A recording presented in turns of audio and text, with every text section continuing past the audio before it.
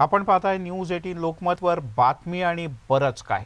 आणि इथून पुढचा अर्धा तास काही खास बातम्या, काही गोष्टींचा पर्दाफाश आम्ही करणार आहोत। सुरुवातीला बातमी आहे धान खरेदी घोटाळ्याच्या भरून पेटलेल्या राजकारणाची।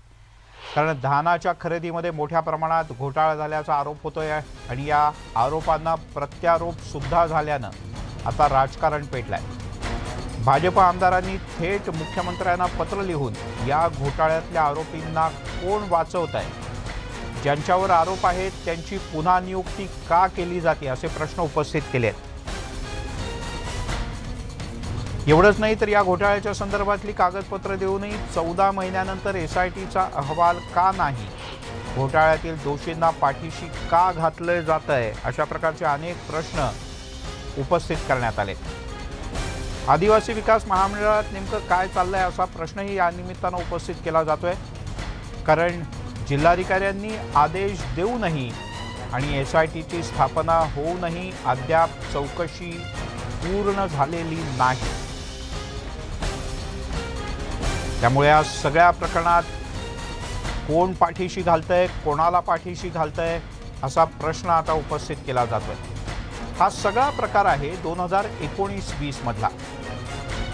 2019-20 मध्ये भंडारा जिल्ह्यात धान खरेदीमध्ये मोठ्या प्रमाणात घोटाळा झाल्याचा आरोप झाला, त्यावरून राजकारणही पेटलं। कारण भाजपचे आमदार परिणय फुके यांनी या प्रकरणी दोषी अधिकाऱ्यांना पाठीशी घातलं जात असल्याचा थेट आरोप केला। एवढंच नाही तर स्थानिक ठिकाणी हा प्रश्न लावून धरल्यानंतर त्यांनी विधानसभेत आणि थेट मंत्रालयात मुख्यमंत्र्यांपर्यंत याचा पाठपुरावा केला। मुख्यमंत्र्यांना त्यांनी पत्र लिहिलं। ज्या अधिकाऱ्यांच्या कार्यकाळात हा घोटाळा झाला त्यांना पुन्हा त्याच जिल्ह्यात बदली करून पाठवल्याचा दावा सुद्धा फुके यांनी केला। त्यामुळे धान घोटाळ्यातील आरोपींवर कारवाई होणार की त्यांना पाठीशी घातलं जाणार, हा प्रश्न आता उपस्थित होतोय। भाऊ, मला एक सांगा की नेमका हा घोटाळा काय झाला, कोणी कोणी केला, कोण आरोपी आहे? यात बघा, या संदर्भात जो घोटाळा झाला या संदर्भात जे तिचे जे खरेदीमध्ये जे इन्व्हॉल्ड आहे आणि खालच्या स्तराच्या अधिकाऱ्यापासून तर मंत्रालयातल्या सर्वात उच्च अधिकारी आणि मी म्हणतो की मंत्रीसुद्धा या सगळ्या घोटाळ्यात इन्व्हॉल्ड आहे। कारण ज्यावेळेसपासून म्हणजे आधी या संदर्भात खरेदी व्हायची त्यात एकही रुपयाची अनियमितता व्हायची नाही आणि आता 2 वर्षापासून ज्यावेळेसपासून ही महाविकास आघाडी सरकार अस्तित्वात आले आणि पी.सी. पाडवी जे या विभागाचे मंत्री झाले त्यावेळेसपासून नुसतं भ्रष्टाचार तर होऊनच राहिले, पण मंत्रीसुद्धा त्यांना कुठेतरी त्यांच्या त्या अधिकाऱ्यांच्या भ्रष्टाचारी अधिकाऱ्यांना पाठराख करण्याचं काम मंत्रीसुद्धा करतात आहे। आता गोंदिया जिल्ह्यामध्ये आणि भंडारा जिल्ह्यामध्ये आदिवासी विभागाच्या माध्यमातून खरेदी होते। आदिवासी शेतकरी जे असतात त्यांचा जो धान असतो त्याची खरेदी होते, पण जो कृषी विभागाचा जो अहवाल आलेला आहे, कृषी विभागाने जो त्यांच्या याच्यात सांगितलं आहे की जितकं कृषी विभागाने दर्शवलेलं जो पूर्ण त्या एरियामध्ये जितके हेक्टरमध्ये धानाचं जे पीक होतं त्याच्या दुप्पट खरेदी या आदिवासी विभागाने त्या भागात केलेली आहे। तर असा हा एक मोठा भ्रष्टाचार या माध्यमातून झाला आहे। जवळपास 84 प्रकरणं असे आहेत की ज्यांचे त्या सातबाऱ्यांची ज्यावेळेस चेकिंग केली त्यावेळेस तिथे ॲक्च्युअल शेती करतच नव्हतं कोणी, म्हणजे तिथे पाण्याची कुठेही सोय नव्हती, असे 84 सातबारे होते। चुकीचे सातबारे वापरून चुकीचे हे करून सगळं दुप्पट जवळपास धान खरेदी झालेली आहे। नेमकी किती खरेदी केली, काही कळला तो आकडा? जवळपास 2,82,000 क्विंटलची खरेदी रब्बी हंगामात 19-20 मध्ये करण्यात आलेली होती आणि तितकं त्या भागात पेराच नाही आहे आणि तिथे जवळपास जो आमचा अंदाज आणि कृषी विभागाने जो आम्हाला तो 1.5 लाख क्विंटलच्या वर तिथे पेराच झाला नाही आहे। तर 2,82,000 क्विंटल खरेदी कुठनं केलेली आहे। काय झालं की या संदर्भात ज्यावेळेस मी तक्रार केली त्यावेळेस राज्य सरकार कुठेही पाऊल उचलत नव्हतं, म्हणून मी केंद्रामध्ये त्या संदर्भातली कंप्लेंट केली, तक्रार केली। केंद्र अन्न व नागरी पुरवठा जो विभाग आहे त्यांनी एक पत्र राज्य सरकारला पाठवलं आणि या संदर्भात चौकशी करण्याकरता सांगितलं आणि राज्य सरकार ज्यावेळेस चौकशी करण्याकरता टाळाटाळ करते त्यावेळेस केंद्र सरकारचं एक पथक इथे पाठवून त्यांनी जवळपास 100 सॅम्पल आदिवासी विभागाचे जे 100 सॅम्पल होते जे त्या धाडी मारून ते सॅम्पल जप्त केले आणि त्या जप्त केलेल्या सॅम्पलची ज्यावेळेस त्यांनी लॅब टेस्टिंग केली त्यावेळेस ते अनफिट फॉर ह्युमन कन्झम्पशन असं त्यांनी शेरा दिला। त्यांनी त्यानंतर आपलं एक पत्र दिलं की बाबा हे जे मिलधारक असतील किंवा हे जे गोडाऊनवाले असतील, गोडाऊन मालक असतील, यांना ब्लॅकलिस्ट करण्याची कारवाई करा आणि यांच्यावर गुन्हे नोंद करा।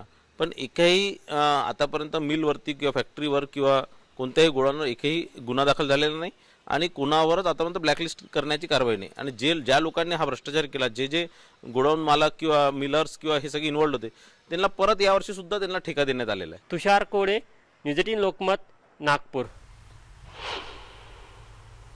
दरम्यान भाजपचे आमदार परिणय फुके यांच्या आरोपांनंतर आम्ही आदिवासी विकास मंत्री के.सी. पाडवी यांची बाजू जाणून घेण्याचा प्रयत्न केला, पण वारंवार फोन करून सुद्धा त्यांच्याकडून कोणतीच प्रतिक्रिया मिळू शकली नाही किंवा त्यांच्याकडून कोणताही प्रतिसाद मिळाला नाही.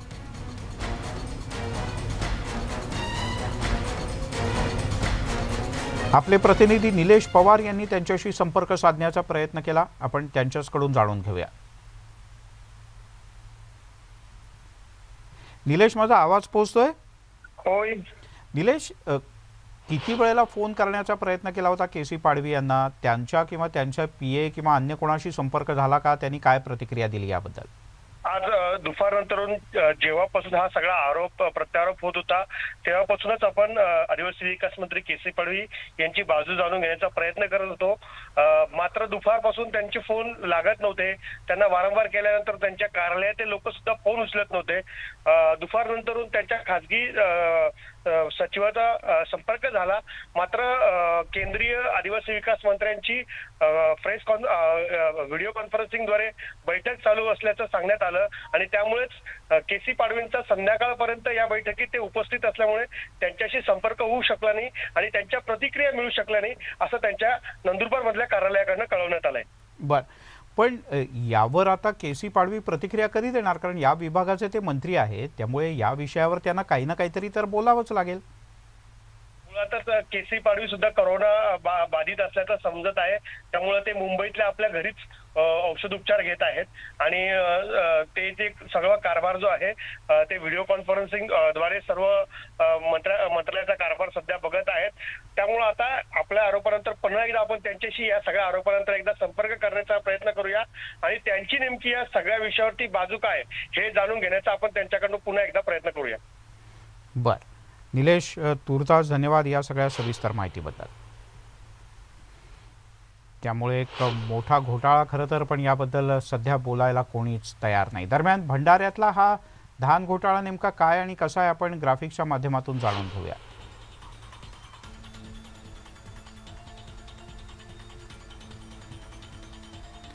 दोन 2019-20 मध्ये रब्बी हंगामामध्ये धानाची खरेदी करण्यात आली. 64 खरेदी केंद्रावर मिळून ही खरेदी करण्यात आली आणि 30 लाख क्विंटल धानाची इथे खरेदी केली गेली. आदिवासी विकास महामंडळाकडून ही खरेदी करण्यात आली. आधारभूत किंमत खरेदी योजनेअंतर्गत ही खरेदी झाली. स्वाभाविकपणे ग्रामीण भागातून अशाच पद्धतीनं धानाची खरेदी किंवा शेतमालाची खरेदी होत असते. काही केंद्रांवरच्या खरेदीमध्ये मोठ्या प्रमाणात अनियमितता आढळून आली. धान खरेदीच्या कागदपत्रांमध्ये सुद्धा तफावत आहे. म्हणजे कृषी विभागाचे कागद काही वेगळं सांगतात, अन्य विभागाचे कागद काही वेगळं सांगतात. खरेदी केंद्रावर 2-2 हजार क्विंटल धानाची मोजणी करण्यात आली.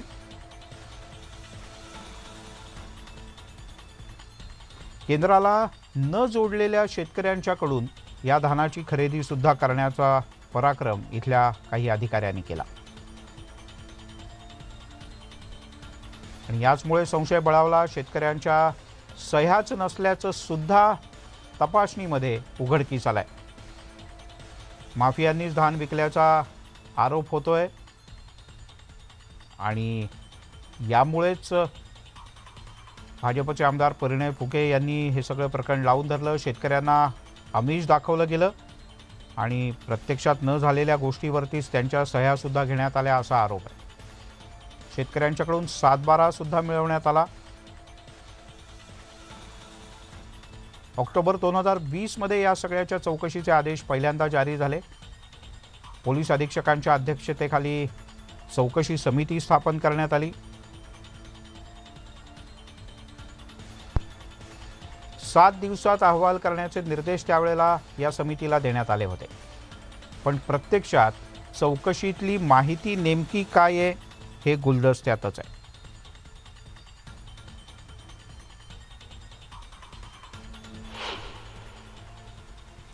आणि स्वाभाविकपणे एवढा मोठा घोटाळा झाला, मुख्यमंत्री कार्यालयापर्यंत हा सगळं गेलं, केंद्रानं यात काही अनियमितता असल्याचं स्पष्ट केलं, पण पुढे काय?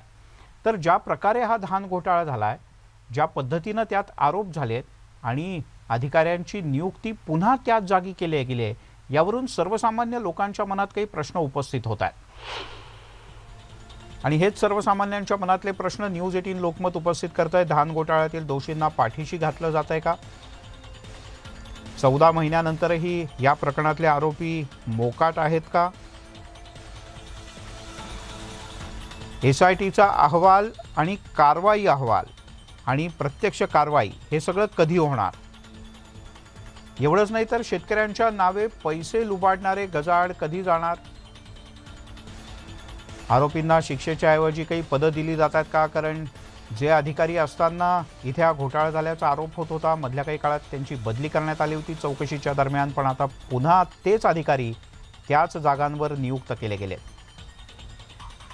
आणि यामुळेच प्रश्न उपस्थित केला जातोय, त्या अधिकाऱ्यांवर मेहर नजर का आणि कोणाची? भंडाऱ्यातल्या धान घोटाळ्यावरून ऐन थंडीमध्ये राजकारण तापलंय. नेमकं काय काय घडतंय पाहूया. जाऊयात थेट नागपूरला. तुषार कोहळे आपले प्रतिनिधी आपल्यासोबत आहेत. तुषार, सर्वसामान्य शेतकरी प्रचंड कष्ट करतो. मधल्या काही काळात अवकाळीनं विदर्भातल्या शेतकऱ्यांच्या अक्षरशः तोंडचं पीक पळालं होतं आणि त्यातूनही अधिकाऱ्यांनी पैसे खाल्ले. काय सुरू आहे नेमकं? मिलिंद सर, निश्चित अत्यंत धक्काधक्क हा संपूर्ण प्रकार आहे. म्हणजे आदिवासी विभागामार्फत वेगवेगळ्या आदिवासी भागामध्ये वेगवेगळ्या योजना राबवल्या जातात. त्यामध्ये ही एक योजना असते की आदिवासी भागातले जे आदिवासी असेल आणि गैर आदिवासी असेल यांच्या जो धान असतो त्या धान आदिवासी विकास महामंडळामार्फत खरेदी केला जातो. आता महत्त्वाचा विषय की ज्या भंडारा गोंदिया जिल्ह्यामध्ये या महामंडळाचं कार्यक्षेत्र येतं त्या कार्यक्षेत्रा भागामध्ये एकूण जे धानाचं उत्पन्न आहे हे 1,50,000 क्विंटल आहे. असं असताना मात्र महामंडळाने खरेदी केलेल्या धानाची आकडा किती आहे? तो 2,82,000 क्विंटल आहे. म्हणजे साधारण जवळपास 1,30,000 क्विंटल जास्त धान खरेदी करण्यात आलं. आणि महत्त्वाची गोष्ट की जे काही कागदपत्र काही केस स्टडी केंद्रीय संस्थेने तपासली त्यामध्ये असं निदर्शनामध्ये आलं की ज्या शेतकऱ्यांच्या सातबारा हा पडीत जमिनीचा आहे किंवा ती शेती कसलीच जात नाही अशा सातबाऱ्यावर देखील खरेदी केल्याचं दाखवलं गेलं. या संपूर्ण प्रक्रियेमध्ये महत्त्वाचा विषय आहे की ग्रामीण भागामधले ज्या काही सेवा सहकारी सोसायट्यामार्फत याची खरेदी जाते तिथे जे लाभार्थी शेतकरी दाखवले जातात मुळातच ते बोगस दाखवले जातात. म्हणजे कागदोपत्री हजारो क्विंटल अतिरिक्त खरेदी केल्याचं दाखवलं जातं आणि मग तो लाभ यामधले जे या संपूर्ण रॅकेटमधले जे गुंतलेले कर्मचारी असेल अधिकारी असेल हे सर्व याची मलाई खातात. आता महत्त्वाचा विषय हा आहे की परिणय फुके यांनी जे आरोप केले त्यांचं असं म्हणणं होतं की SIT या संपूर्ण प्रकरणाचा तपास करत आहे. मागच्या 10 महिन्यापासून तपास सुरू असताना मात्र अहवाल अजून सादर केला गेला नाही. गोंदियाचे अधीक्षक जे आहे गोंदियाचे जे पोलीस अधीक्षक आहे विश्वास पानसर यांच्या अध्यक्षतेखाली ही समिती चौकशी करत आहे.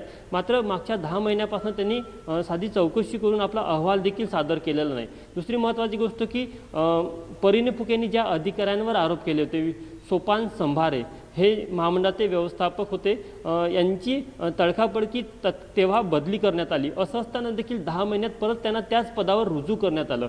तर त्यांनी काही प्रश्न उपस्थित केले की या सर्व गोष्टीनंतर एक लक्षात येतं की हे सुनियोजित पद्धतीचं एक षडयंत्र आणि एक रॅकेट काम करत आहे जे आदिवासी समाजाच्या किंवा आदिवासी विभागाच्या नावावर मोठ्या प्रमाणामध्ये भ्रष्टाचार करते. आता यामध्ये काही जे कागदपत्र पुढे आले म्हणजे कृषी विभागाने देखील जो अहवाल दिला त्या अहवालात हाच प्रश्न उपस्थित केला की त्या 2 जिल्ह्यामध्ये जो या महामंडळाचं कार्यक्षेत्र येतं त्या भागामध्ये इतकं धानाचं उत्पन्न होतच नसताना इतक्या अतिरिक्त धानाची कशी काय खरेदी होऊ शकते.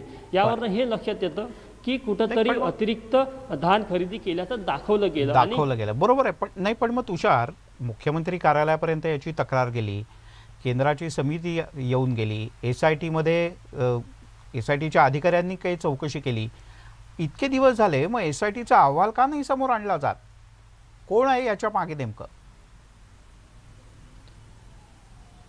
निश्चितच खरं तर जे SITचे अध्यक्ष आहे किंवा या SITमध्ये जे काही सदस्य आहेत त्यांनी मागच्या 10 महिन्यामध्ये तपास केला. त्यांचा तपास सुरू असल्याचं बोललं जातं आहे. मी आजच गोंदियाचे जे अधीक्षक विश्वास पानसरे आहे जे या SITचे अध्यक्ष आहेत, त्यांना विचारलं. त्यांनी असे सांगितलं की आमचा तपास सुरू आहे आणि लवकरच आम्ही अहवाल सादर करणार आहे. तर त्यावरनं हे लक्षात येतं की SIT जरी तपास करत असली तरी ते तपास अंतिम टप्प्यामध्ये का आला नाही. आणि दुसरी महत्त्वाची गोष्ट की ज्या अधिकाऱ्यांवर आरोप झाले तेच अधिकारी एकदा बदली केल्यानंतर परत ते तिथे रुजू होत असेल तर मग यंत्रणा खरंच पारदर्शकपणे काम करेल का. आता यामध्ये परिणय फुकेंनी जे आरोप केले त्यामध्ये त्यांनी वरिष्ठ अधिकारी आणि मंत्रालयापर्यंत आरोप केलेले आहे. त्यामुळे आता परिणय फुके यांनी जे पत्र लिहिलं त्यावर मुख्यमंत्री काय भूमिका घेतात हेच एक महत्त्वाचा विषय आहे की त्यांचं त्या पत्रामध्ये तीच मागणी होती की मागच्या 10 महिन्यापासून या संपूर्ण प्रकरणाचा तपास होत आहे, मात्र अजून तपास शेवटपर्यंत पोहोचलेला नाही आणि तपासात मधला जो अहवाल आहे तो देखील सादर केला गेला नाही. त्यामुळे कोणाला तरी वाचवण्याचा प्रयत्न सुनियोजित पद्धतीने होत आहे. त्यामुळे या संपूर्ण प्रकरणामध्ये मुख्यमंत्र्यांनी लक्ष घालावं. आता मुख्यमंत्र्यांना पत्र लिहिल्यानंतर मुख्यमंत्री या संपूर्ण प्रकरणासंदर्भात काय भूमिका घेतं हे महत्त्वाचं राहणार आहे. पण एक गोष्ट निश्चित आहे मिलिंद सर की भंडारा गोंदिया जिल्हा हा धानाचा कोठार म्हणून ओळखला जातो आणि वर्षानुवर्ष इथे धान खरेदीमध्ये मोठ्या प्रमाणामध्ये भ्रष्टाचार होतात आणि अनेक असे वेगवेगळ्या स्तरावरचं रॅकेट इथे ह्या संपूर्ण धान खरेदी घोटाळ्यामध्ये काम करत असतं. हा फक्त आदिवासी विकास महामंडळाच्या खरेदीचा घोटाळा आहे. या व्यतिरिक्त वेगवेगळ्या स्तरावर ज्या वेगवेगळ्या विभागाकडनं खरेदी केली जाते तिथे देखील अशाच प्रकारे मोठ्या प्रमाणात घोटाळा होतो आणि यामध्ये शेतकऱ्यांच्या नावाचा शेतकऱ्यांच्या कागदपत्रांचा दुरुपयोग केला जातो. तर हेच परिणय फुके यांची मागणी होती की या संपूर्ण प्रकरणाची चौकशी व्हावी आणि जे दोषी असेल त्यांच्यावर कारवाई व्हावी. असं आहे की शेतकऱ्यांना सुद्धा माहिती आहे पण त्यांना कदाचित थोडीशी लालूच दाखवली जात असेल आणि त्यांच्या सातबाऱ्याचा वापर केला जात असेल आणि कागदावर दाखवलं जात असेल की धानाची लागवड त्यांनी केली, त्यांच्याकडनं खरेदी केली, प्रत्यक्षात बिल होणार त्याचं हजारो रुपयांचं, मिळणार हातामध्ये काही शे आणि शेतकऱ्याची फसवणूक होणार आणि मधल्यामध्ये मात्र अधिकाऱ्यांचं फावणार. अर्थात तू म्हणालास त्याप्रमाणे अन्यही काही धान्याच्या खरेदीत अन्यही काही धान्याच्या किंवा शेतमालाच्या खरेदीमध्ये अशा प्रकारचे गैरव्यवहार जर का होत असतील तर ती बाबसुद्धा गंभीर आहे. पण ज्याला धानाचं कोठार म्हटलं जातं तिथेच जर का धानाच्या खरेदीत अशा प्रकारचे गैरव्यवहार होत असतील तर ते प्रशासनाकरता निश्चित लाजिरवाणं आहे.